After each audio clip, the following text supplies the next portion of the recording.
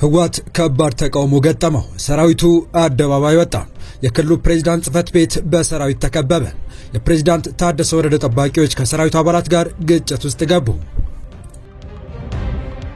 አልሲሲ በቀጥታ ቴሌቪዥን ስርጭት ኢትዮጵያ ላይ ጦርነት አወጁ። አሁን በኋላ ቁጭ ብለን አንመለከትም፣ እርምጃ እንወስዳለን ሲሉ አስጠነቀቁ። በትግራይ ክልል ያለው ውጥረት ተባብሷል። ህወሓት ወጥንቅጡ ወጥቷል። ሰራዊቱ እያመጸበትና የከዳው የሚገኝ የደብረጽዮን ቡድን ህወሓት አሁንም በመቀለ ጊዜው አስተዳደሩን ፕሬዝዳንት ጽፈት ቤት የናወጠ ተቃውሞ ገጥሞታል። በመቀለ ለተቃውሞ በወጡና በፕሬዝዳንት ታደሰ ወረደ ጠባቂዎች መካከል ግጭት ተቀስቅሷል። ለመሆኑ ግጭት ውስጥ የገባው የትኛው የህወሓት ጦር ነው የሚለውንና በህዳሴ ግድቡ መጠናቀቅ ምክንያት በአባይ ጉዳይ ላይ የበላይነት የተወሰደባት ግብጽ ያልሞት ባይ ተጋዳይነቷን አሁንም መቀጠሏ ተሰምቷል። የግብጹ ፕሬዝዳንት አብዱል ፈታህ አልሲሲ ከረጅም ጊዜ ዝምታ በኋላ ወደ ሚዲያ ብቅ ብለው ኢትዮጵያን በመወንጀል ጠንካራ እርምጃ ሊወስዱ እንደሚችሉ ማስጠንቀቀዋል። ፕሬዝዳንቱ ምን አሉ የሚለውን ጨምረን በአሁኑ የመረጃ ሰዓታችን ወደ እናንተ ልናደርስ ወደናል። ሰላም ውድ የሁሉ ዴይሊ ቤተሰቦች እንደምን አላችሁ? ቻናሉን ሰብስክራይብ፣ ላይክ፣ ሼር ያደረጋችሁ እስከ መረጃዎቻችን ፍጻሜ አብራችሁን ቆዩ።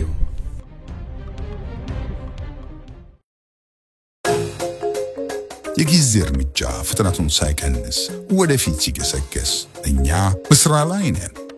ስራችንም እርሶን የቤት ባለቤት ማድረግ ነው። የመኖሪያ ቤቶችና የንግድ ሱቆችን በተመጣጣኝ ዋጋ ለሽያጭ አቅርበንልዎታል። ጊፍት ሪል ስቴት ሁለተኛውን የአዲስ ዓመት ኤክስፖ አዘጋጅቶ እየጠበቀዎት ነው። በፍጥነት ይወስኑ። ከመስከረም 29 እስከ ጥቅምት 8 2018 ዓመተ ምህረት ባዘጋጀን ኤክስፖ ላይ በመገኘት በ2% ቅድሚያ ክፍያ የዘመናዊ አፓርትመንቶችና የንግድ ሱቆች ባለቤት ይሆኑ። መኖርስ በጊፍት መንደር። ጊፍት ሪል ስቴት ማህበረሰብን እንገነባለን። በህወሓት ሰራዊትና በህወሓት መካከል ያለው ሁኔታ ከነበረበት እየባሰና አቅጣጫው እየሳተ ወደ ከፋ ሁኔታ እየተሻገረ ያለ ይመስላል። ከሰሞኑ በትግራይ የተለያዩ አካባቢዎች ህወሓት ያካሄደውን ስብሰባ ተከትሎ ወደ አዲስ አበባ ተጠርተው የነበሩት የጊዜው አስተዳደሩ ጀነራል ታደሰ ወረደ በጠቅላይ ሚኒስትሩ ቢሮ ያደረጉት ስብሰባ አቋርጠው ወደ መቀለ ከተመለሱበት ጊዜ አንስቶ ተደጋግሞ እየተሰማ ያለው ነገር ደግሞ በትግራይ ያለው ውጥረት ከነበረበት አንድ ደረጃ ከፍ እንዳለ እየተነገረ ይገኛል። ከቀድሞ የህወሓት ኃላፊዎችና በሁለት ዓመት ጦርነት ሰራዊቱን ባዛዥነት ሲመሩ ከነበሩ ስመጥር ጀነራሎች አንደበት የተሰማ የሚገኘው ሚስጥርና ትችት ደግሞ ታደሰ ወረደና ደብረጽዮን ገብረ ሚካኤል የማይወጡት አጣብቂኝ ውስጥ እንደገቡ አመላካች ተደርጎ ተወስዷል። ህወሓት የሚተማመንባቸው ጦሮች እየከዱት እንደሆነ በተደጋጋሚ ሲነገር ይደመጣል። አሁን የህወሓት አርሚ 22 በመቀለ ከባድ ተቃውሞ እያደረገ እንደሆነ ተሰምቷል። በትግራይ ክልል መቀለ የህወሓት አርሚ 22 ኮር 3 ሰራዊት የተቃውሞ ሰልፍ እያሰሙ ይገኛሉ። የተቃውሞ ሰልፉ መነሻ ደሞዝ አለመከፈሉ እንዲሁም የኢትዮጵያ ተሐድሶ ኮሚሽን ለህወሓት ታጣቂዎች ዲዲአር እንዲቋረጥ በመወሰኑ ምክንያት መሆኑ ምንጮቻችን ገልጸዋል። የሰራዊቱ ተደጋጋሚ ቅሬታ መፍትሄ ማጣቱ ቁጣውን እንዳባባሰው እየተገለጸ ባለበት ወቅት ነው በቁጣ የነደዱ የአርሚ 22 ኮር ሰራዊት አባላት ብሶታቸውንና ተቃውሟቸውን በአደባባይ እየገለጹ የሚገኙት። ከትላንት በስቲያም የአርሚ 44 ኮር አባላት ጥያቄያችን አልተሰማም በሚል ከካምፕ ወጥተው መንገድ መዝጋታቸው እኛም ዘግበን ነበር። ከሰሞኑ ጀነራል ጻድቃን ከትግራይ በጀት ከፍተኛው ለሰራዊት የሚውል ቢሆንም ታጣቂው ግን ልብስ መቀየር የለውም ችግር ውስጥ ነው ያለው በሚል በህወሓት ሰራዊት ላይ እየደረሰ ያለውን ችግር የሚያረጋግጥ መረጃ ይፋ ካደረጉ በኋላ የሰራዊቱ ተቃውሞ እየጨመረ መጥቷል። በአዲጉድም ከተማ የአርሚ 44 ኮር አባላት የጥቅማ ጥቅም ቅሬታ በመያዝ መንገድ በመዝጋት ተቃውሟቸውን ባሰሙ ማግስት ከወደ መቀለ የተሰማው ተቃውሞ ከህወሓት አመራሮች ባሻገር ህዝቡንም አስጨንቋል እየተባለ ይገኛል። በጌታቸው ረዳ አስተዳደር ስር የነበረው የክልሉ ሁኔታ ከቁጥጥር ውጭ ሆኗል በሚል በኃይል በታገዘ እርምጃ የጌታቸው ረዳ አስተዳደር ተክተው ክልሉን እያስተዳደሩ ያሉት ጀነራል ታደሰ ወረደ ክልሉን ከበፊቱ በባሰ ሁኔታ አጣብቂኝ ውስጥ አስገብተዋል የሚል ወቀሳ በየማለዳው የሚሰነዘርባቸው ጉዳይ ሆኖ ሳለ አሁን ከመቀለ እየተሰማ ያለው ግን ከቃላት በላይ እንደሆነ ነው የተነገረው። የአርሚ 22 ኮር 3 ታጣቂዎች በአሁኑ ሰዓት ወደ ክልሉ ፕሬዝዳንት ጽፈት ቤት በማቅናት የተቃውሞ ድምጻቸውን እያሰሙ ሲሆን ፕሬዝዳንት ጀነራል ታደሰ ወረደ ከጽፈት ቤታቸው እንዳይወጡ ዙሪያውን እንደከበቡት ጭምር ነው የተነገረው። መቀለ ወደሚገኘው የፕሬዝዳንቱ ጽፈት ቤት ያቀኑት የአርሚ 22 ኮር 3 አባላት የፕሬዝዳንቱ ጽፈት ቤት ለመክበብ ሲሞክሩ ከፕሬዝዳንቱ ጠባቂዎች ጋር ግጭት ውስጥ ገብተው እንደነበረም ነው የተሰማው። አሁን ላይ ፕሬዝዳንቱ ተከበው እንደሚገኙ የተነገረ ሲሆን በተቃዋሚዎችና በፕሬዝዳንቱ ጠባቂዎች መካከል የተፈጠረው ድንገተኛ ግጭት ውጥረት ላይ የነበረውን በህወሓትና ከህወሓት በተከፈሉ ታጣቂዎች መካከል ግጭት እንዳያስከትል የሚል ስጋትም አጭሯል።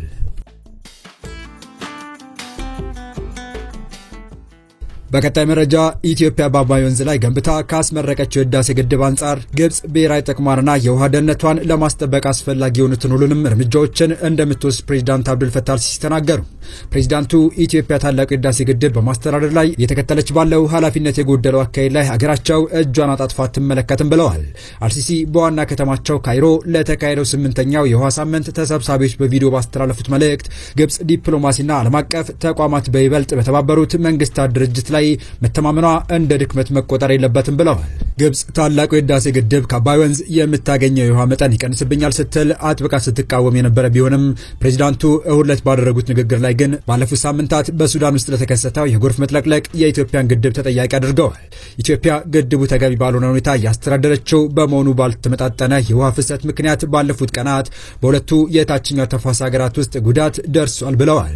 ፕሬዝዳንቱ በንግግራቸው ላይ ከግድቡ ምርቃት ከጥቂት ቀናት በኋላ የተከሰተው ነገር በግድቡ የሥራ ሂደት ላይ ህጋዊ አሳሪ ስምምነት እንዲደረስ ያቀረብነው ጥያቄ ትክክል መሆኑን የሚያሳይ ማስረጃ ነው ብለዋል።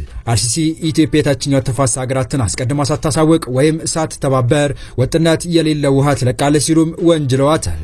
የኢትዮጵያ የውሃና ኢነርጂ ሚኒስቴር ግብጽ ህዳሴ ግድብ በአግባቡ ባለመተዳደሩ ምክንያት የተለቀቀ ውሃ በሱዳን ጎርፍ እንዳስከተለ በመግለጽ ከዚህ በፊት ያወጣችውን መግለጫ በሐሰት የተሞላና ተንኮላዘል በማለት ውድቅ ማድረጉ ይታወሳል።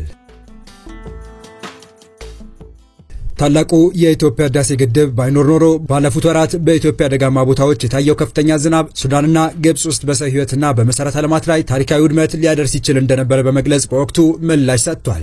አልሲሲ አገራቸው የወሰደቻቸው የዲፕሎማሲ እርምጃዎች የጥንካሬ መገለጫ፣ የብስለትና በንግግር የማመን እና የናይል ተፋሰስ ሀገራትን ፍላጎት አደጋ ላይ ሳይጥሉ ለመጠበቅ የተደረገ መሆኑን አክለዋል። የግብጹ ፕሬዝዳንት ድርቅና የውሃ መጥለቅለቅ በሚኖርበት ወቅት የውሃ አለቃቀቅን ለመቆጣጠር የሚያስችል አሳሪ የሆነ ስምምነት በሁለቱ የታችኛው ተፋሰስ ሀገራት ያካተተ ስምምነት እንዲኖር የጠየቁ ሲሆን በላይኛው የተፋሰስ ሀገራት የእድገት ፍላጎትና የታችኛውን ተፋሰስ ሀገራት ከጉዳት ለመከላከል በሚኖር ሚዛን መካከል ብቸኛው አማራጭ ነው ብለዋል። ፕሬዝዳንቱ ግብጽ በአባይ ወንዝ ላይ የሚኖርን የተናጠለ እርምጃ የማትቀበለው ዓለም አቀፋዊ አሰራሮችንና ስምምነቶችን ወደ ጎን ስለሚል የተፋሰሱ አገራትን ፍላጎት ስጋት ላይ ስለሚጥል እንዲሁም የፍትህንና መረጋጋት መሪዎችን ዝቅ ስለሚያደርግ መሆኑን በንግግራቸው ላይ አንስተዋል። ልማት የአንድ ሀገር ብቻ ጉዳይ አይደለም ያሉት አልሲሲ የወንዙ ህዝቦች የጋራ በሆነ ኃላፊነትና በትብብር ብቻ ሊጠበቅ የሚችል መብት ነው፣ የተናጠል እርምጃ አይደለም ብለዋል። በህዳሴ ግድቡ ግንባታ ወቅት ለ14 ዓመታት በተለያየ ዙር የተደረገውን ድርድር የጠቀሱት ፕሬዝዳንቱ የሁሉንም ፍላጎት ከግምት ያስገባ አሳሪ ህግና በመብቶችና በግዴታዎች መካከል ሚዛን የጠበቀ አስገዳጅ ስምምነትን ታሳቢ ያደረገ ፍትሃዊና ብልሃት የተሞላው የዲፕሎማሲ መንገድ እንደነበረ ተናግረዋል። ፕሬዝዳንቱ በንግግራቸው ካይሮ ኢትዮጵያ ያስቀመጠቻቸውን የልማት ግቦች የሚያሟሉ በርካታ ጥሩ ቴክኒካዊ አማራጮችንና የሁለቱን የታችኛው ተፋሰስ ሀገራት ጥቅም የሚያስጠብቅ ሐሳብ አቅርባ እንደነበረ ጠቅሰዋል። ነገር ግን እነዚህ የግብጽ አማራጮች የፖለቲካ ፍላጎት ባለመኖሩና በጠባብ የፖለቲካ ሐሳቢዎች የሚመራ የተናጠለ እውነታን የመጫን ፍላጎት ብቻ ሊገልጹ በሚችል ግትርነት ተቀባይነት ሳያገኝ ቀርቷል ብለዋል። አልሲሲ ወንዝ የሁሉም የተፋሰስ መንግስታት የጋራ ንብረትና በብቸኝነት ሊያዝ የሚችል የጋራ ሀብት ነው በማለት በናይል ላይ ብቸኛ የሉዓላዊነት ሐሰተኛ ይገባኛል ጥያቄ ተቀባይነት እንደሌለው አመላክተዋል። ግብጽ በዓለም ላይ የውሃ እጥረት ካለባቸው ሀገራት መካከል መሆኗን የጠቀሱት ፕሬዝዳንት አልሲሲ ከሀገራቸው 100 ሚሊዮን ህዝብ 98% የውሃ ፍላጎታቸውን የሚያገኙት ከአባይ ወንዝ መሆኑን ጠቅሰው የህልውና ጉዳይ ነው ሲሉ አስቀምጠውታል። ፕሬዝዳንቱ አክለውም አገራቸው በአባይ ወንዝ ጉዳይ ላይ ስትከተል የነበረው ዲፕሎማሲያዊ መንገድ የደካማነት ምልክት አለመሆኑን በመጥቀስ ነገር ግን ኢትዮጵያ እየተከተለችው ካለው አካሄድ አኳያ ዝምታን እንደማትመርጥና ጥቅሟን ለማስከበር አስፈላጊ ያለችውን እርምጃ እንደምትወስድ በድጋሚ ተናግረዋል። አልሲሲ ድንበር ተሻጋሪ ወንዞች የተፈጠሩት ዜጎችን ሊከፋፍሉ ሳይሆን ለውህደትና ለትብብር ድልድዮች እንዲሆኑ ነው ብለዋል። የውሃ ደህንነት ቅንጦትና ዘላቂ የልማት አማራጭ አይደለም ካሉ በኋላ እነሱ ሊጠበቁ የሚችሉት በዓለም አቀፍ ህግ በጋራ ጥቅምና ሁሉንም ተጠቃሚ በሚያደርግ መርህ ላይ በተመሰረተ ፍትሃዊ አጋርነት ብቻ ነው ሲሉም ተናግረዋል። ግብጽና ሱዳን በታላቁ ህዳሴ ግድብ አስተዳደርና የውሃ ሙሌት ላይ ለዓመታት ድርድር ያደረጉ ሲሆን ሁሉንም የሚያስማማ መቋጫ ላይ ሳይደርሱ የግድቡ ግንባታ ተጠናቆ ስራ ጀምሯል። ግብጽ በአፍሪካ ግዙፍ የሆነውን ግድብ ጉዳይ ባለፉት ዓመታት ለተባበሩት መንግስታት ድርጅት ለአፍሪካ ህብረትና ለአረብ ሊግ በማቅረብ በኢትዮጵያ ላይ ጫና ለማሳደር ሞክራለች። በዓለማችን በርዝመቱ የሚታወቀው የአባይ ወንዝ ከ85 በመቶ በላይ ውሃውን የሚያገኘው ከኢትዮጵያ ሲሆን የወንዙን አብዛኛው ውሃ የምትጠቀመው ግብጽ በኢትዮጵያ የተገነባው ግድብ በበላይነት ስትጠቀምበት የነበረውን የውሃ መጠን ያሳጠኛል የሚል ስጋት ፈጥሮባታል። ግብጽ በአውሮፓውያኑ 1959 የተፈረመውና አብዛኛውን የውሃውን ድርሻ የሚሰጣትን የቅኝ ግዛት ስምምነት በመጥቀስ የወንዙን ውሃ ሙሉ በሙሉ በበላይነት ለብቻዋ የመጠቀም ፍላጎት በማለት ኢትዮጵያ ይህ ሁኔታ መለወጥ እንዳለባት ስትከራከር ቆይታለች። ኢትዮጵያ በአባይ ወንዝ ላይ ያላት ድርሻዋን ባረጋገጠ መልኩ ፍትሃዊና ምክንያታዊ አጠቃቀም ላይ ስምምነት እንዲደረስና ግንባታው የግብጽ የውሃ ደህንነት ላይ አደጋ እንደማይጥል በተደጋጋሚ ገልጻለች። የአሜሪካው ፕሬዝዳንት ዶናልድ ትራምፕ ነገ በግብጽ ጉብኝት ሊያደርጉ መሆኑን ተከትሎ አልሲሲ በኢትዮጵያ ላይ ሲዝቱ ተሰምተዋል። ነገሩ የኢትዮጵያን የፖለቲካ ውጥረት ግምት ውስጥ ባስገባ በሚመስል መልኩ ማስፈራሪያ መላካቸው ይመስላል። አልሲሲ ዩናይትድ ኔሽን አፍሪካ ህብረት እያልን ዶሴ ተሸክመን የምንዞረው ፈርተን አይደለም፣ ግብጽ መብቷን ለማስከበር ማንኛውንም እርምጃ ልትወስድ እንደምትችል ሊታወቅ ይገባል ነው ያሉት። ዶናልድ ትራምፕ ነገ በግብጽ የሚገኙት የጋዛን የሰላም ስምምነት ለመፈረም ነው። ከዚህ በፊት የግብጽና ኢትዮጵያ ጦርነትም እንዳስቀሩ ሲናገሩ ተደምጠዋል። ትራምፕ ኢትዮጵያና ግብጽ ግጭት ውስጥ እንዲገቡ የሚፈቅዱ አይመስልም። አልሲሲ እስከዛሬ ጸጥ ብለው ትራምፕ ሲመጡ ያዙኝ ልቀቁኝ ማለታቸው ተገቢ አለመሆኑን ገለልተኛ ተንታኞች ሲገልጹ ተደምጧል። የጊዜ እርምጃ ፍጥነቱን ሳይቀንስ ወደፊት ሲገሰገስ እኛ በስራ ላይ ነን። ስራችንም እርሶን የቤት ባለቤት ማድረግ ነው። የመኖሪያ ቤቶችንና የንግድ ሱቆችን በተመጣጣኝ ዋጋ ለሽያጭ አቅርበንልዎታል። ጊፍት ሪል ስቴት ሁለተኛውን የአዲስ ዓመት ኤክስፖ አዘጋጅቶ እየጠበቀዎት ነው። በፍጥነት ይወስኑ። ከመስከረም 29 እስከ ጥቅምት 8 2018 ዓመተ ምህረት ባዘጋጀን ኤክስፖ ላይ በመገኘት በ2% ቅድሚያ ክፍያ የዘመናዊ አፓርትመንቶችና የንግድ ሱቆች ባለቤት ይሆኑ። መኖርስ በጊፍት መንደር። ጊፍት ሪል ስቴት ማህበረሰብን እንገነባለን። የተወደዳችሁ የቻናላችን ቤተሰቦች ለአሁኑ ለእናንተ ይመጥናሉ ተደምጧቸው ታተርፉባችኋላችሁ ብለን የመረጥንላችሁ ዕለታዊ መረጃዎቻችን እስካሁን ያደመጣችኋቸው ነበሩ።